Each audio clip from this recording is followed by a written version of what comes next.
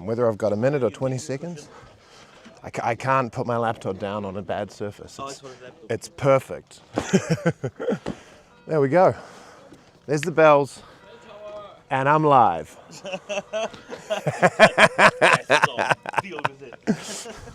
Shit, but they're not clean. But I'm live, so that's all right. Good morning, everyone. Welcome to the final Sharpen Up May 2025 weather update. Mind you, I could sit on my cushion. We are here in Drvenik Valley, and it's lovely, and we're all parked up on this dock, and coming to you live from the rocks just because we can. Just because my Starlink seems to reach very far because it's internal in the dish and it's great. So I'm just looking for my Stream Deck thing here. But absolutely fantastic day yesterday. Connecting failed. Stream Deck mobile. There we go. Not failed. You're fine. Absolutely fantastic day yesterday. Sailing around, doing things, enjoying life and learning stuff.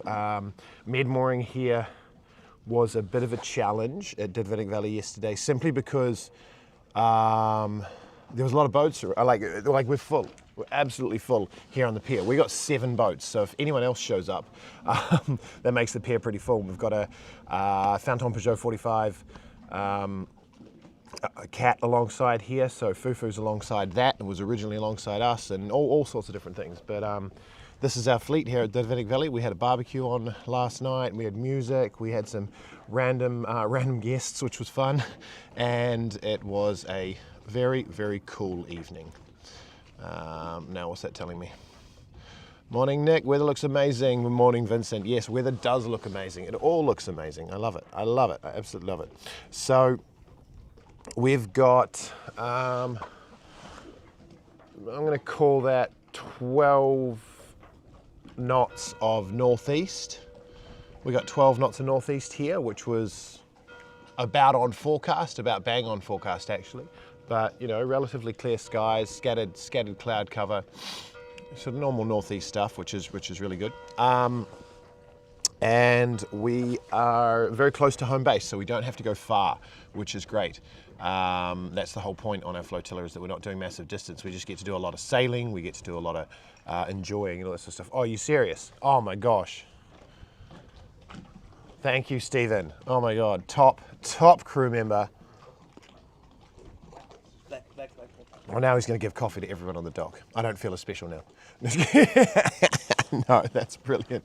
Getting my coffee delivered out to me on my Rocks live stream. Yeah, so we're going to hang out here for the morning and do a few maneuvers as the Sharpen Up does, try and sharpen up on some skills like that. Med-mooring, dropping anchor stern to this dock is great, and it's good to practice it a few times to really get familiar with how to get your anchor to set nicely. Couple of boats did it first time. A couple of boats took 2 or 3 runs at it. The biggest challenge of doing this med-mooring with a charter boat is generally the limitation of the chain.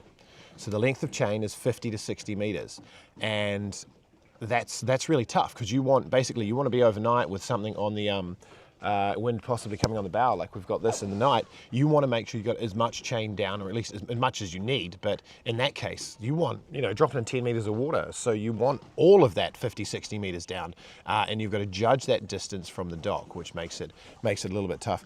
Comments coming in. Good morning, Nick from Yaka. Good morning, Yaka Tedeshko. So that's it. I'm going to run the cutscene, then we're going to do the weather.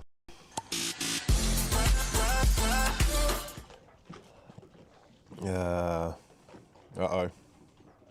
I don't have a button for it there. Main. That's the thing. Whenever I change cameras and I change devices and everything, I've got to redo my my Stream Deck setups because I don't have the right things on it. All right, let's. Where's my Chrome share? Chrome share there. There we go. So let's look at predict wind. I can't spell with my left hand while I'm holding my coffee up on the rocks. Someone's instruments are beeping and they could be mine. All right. So, a couple of thunderstorm warnings sitting out just on that main chart there. let's have a look at the forecast maps. That's what we're on, but and we're on our gust map, are we? It doesn't look like it's loading properly. Oh, there we go. SMWF, GFS, blah, blah, blah. Cool. I've still got the comment up. Oh, I do too. Oh, it's from yesterday.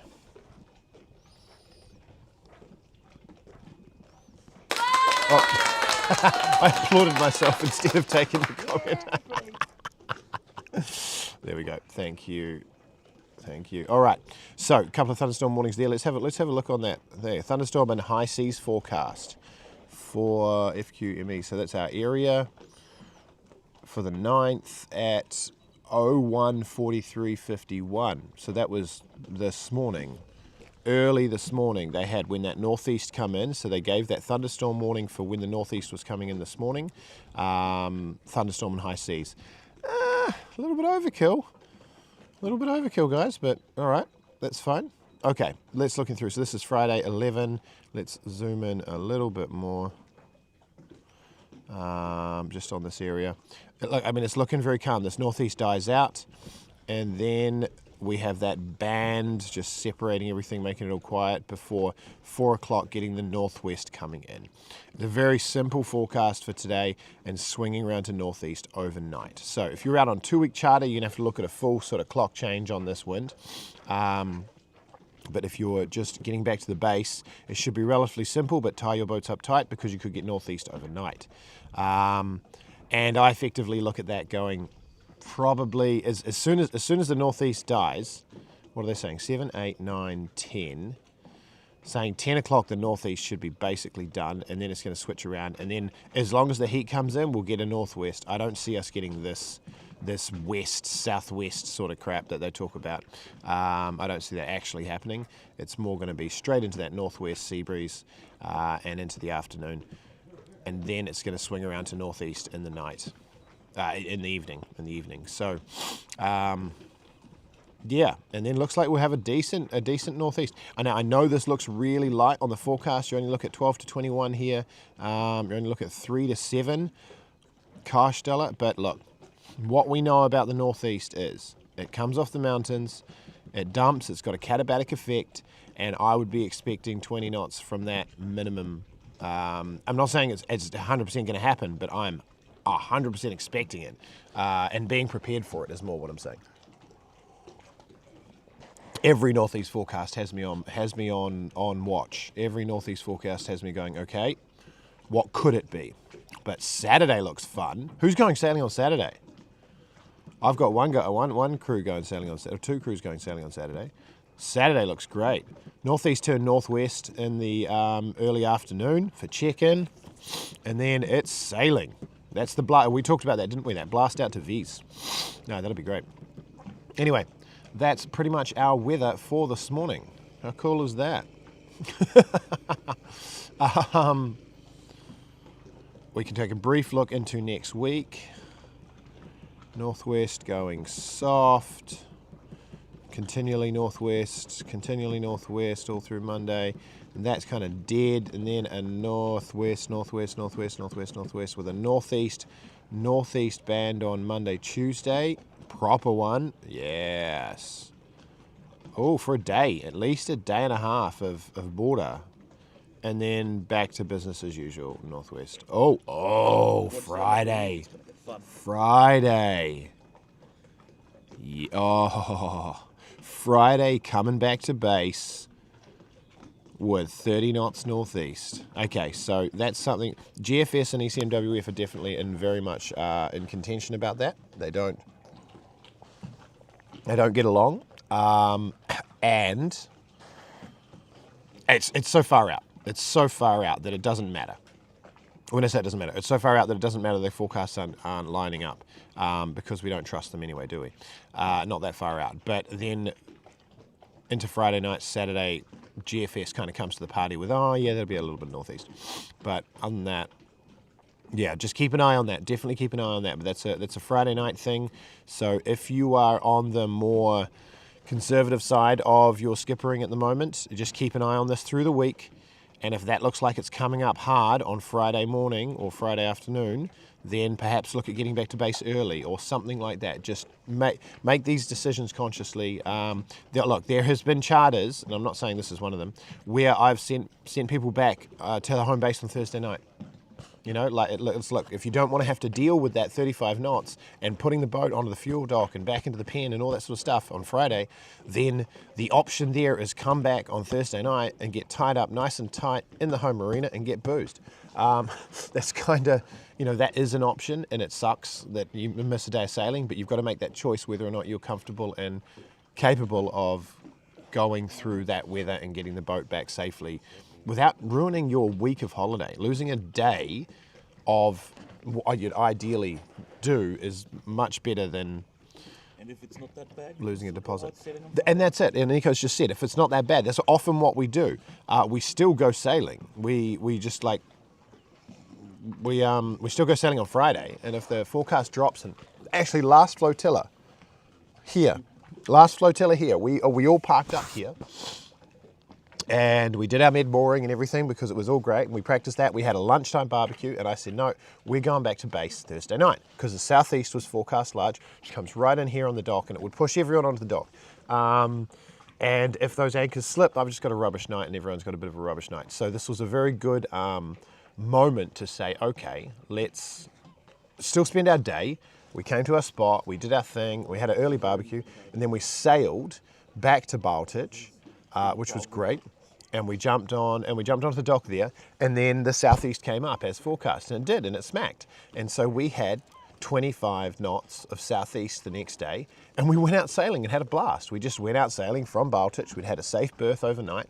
We went out sailing and we came back. It was fantastic. You probably that you have a new hoodie. Oh, Wallace, just go on, mate. Oh, there it is, swagging up hard. Just because I don't have a 2025 hoodie. Right there.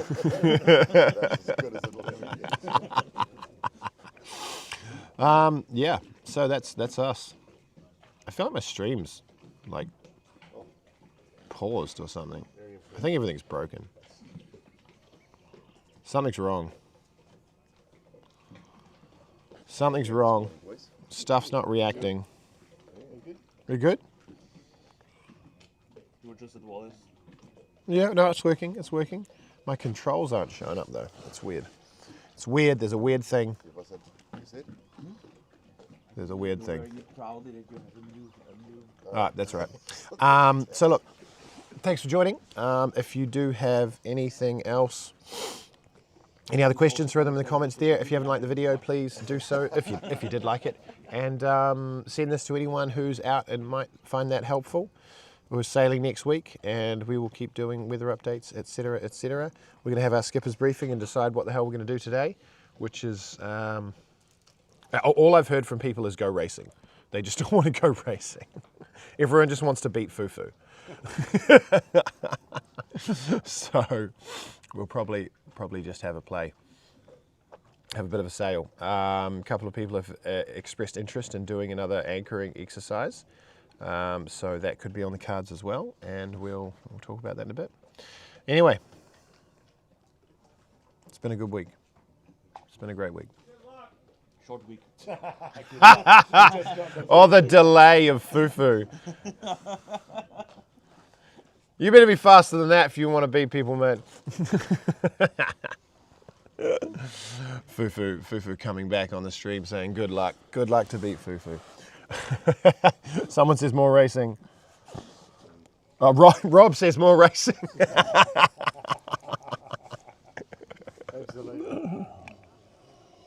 Oh. All right. Anything else? Sharpen up. This is Sharpen Up 6. Sharpen Up 7. I've already got a couple of takers on Sharpen Up 7. One looks like he might be repeating. We've got Felice already booked out for Sharpen Up 7 as well, so that leaves how many spots? 3. How many boats do I do? I do 5 charter boats, don't I? 3 boat spots on Sharpen Up 6 in October. Then there's the Catamaran Flotilla. Now, I'll throw this out and whet everyone's appetite. We could potentially be doing, this is not confirmed, this is not anything, you cannot hold me to shit, potentially doing a grease flotilla. And it will be for alumni that do not have a 2025 hoodie.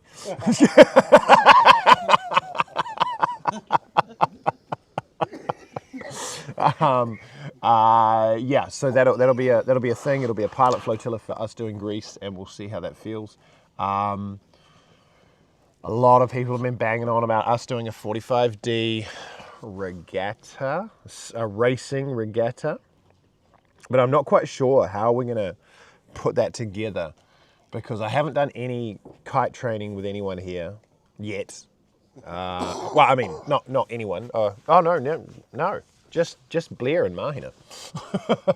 Small regatta. Yeah, it's just on Miller, please.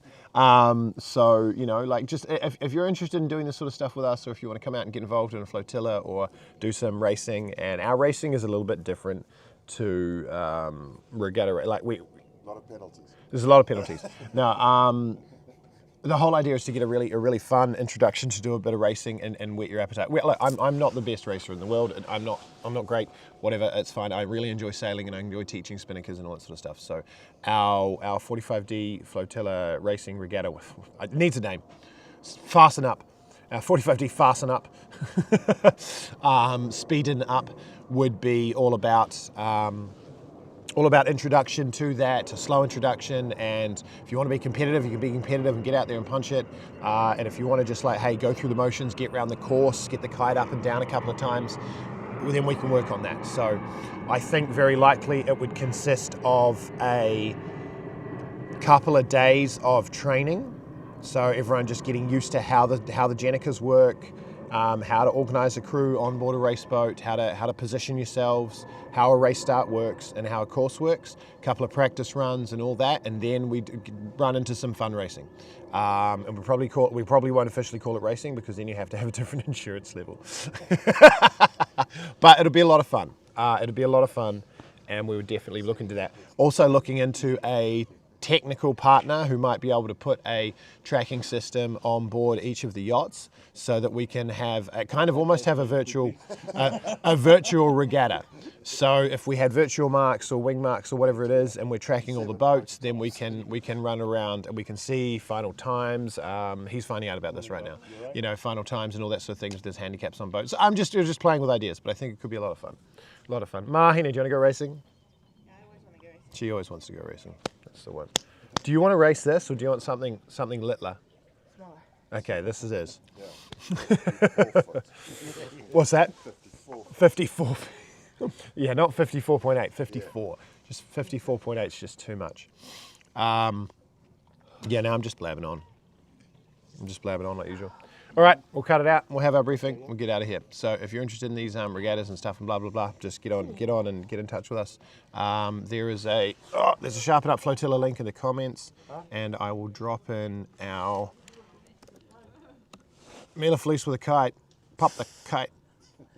I'm going to drop our intake form into the comments so that if anyone wants to look at joining the Sharpen Up in October, if you're interested in that, that's going to be more based on newbies and stuff like that. You can jump in and let us know. Just put an inquiry in and then we can get in touch with you and have a call and see if it fits. And this is Shani. Hey, Shani. Hi. You're on the stream, by the way. Oh. Yeah. Oh, you're not anymore. Hi. Are you vegan food combed out? No. Ready to take on another day? There we go. All right. I'm getting out of here. I keep getting more viewers. It's all frustrating. All right, how do I finish this? I'm going to have to use the stream deck because my controls have disappeared from Ecamm Live. I don't know why. In your life. What is my view? Anyway. With this one on a Cool. for a week. But it was Thank you, everyone. I know. See you. no complaint there. Tofu.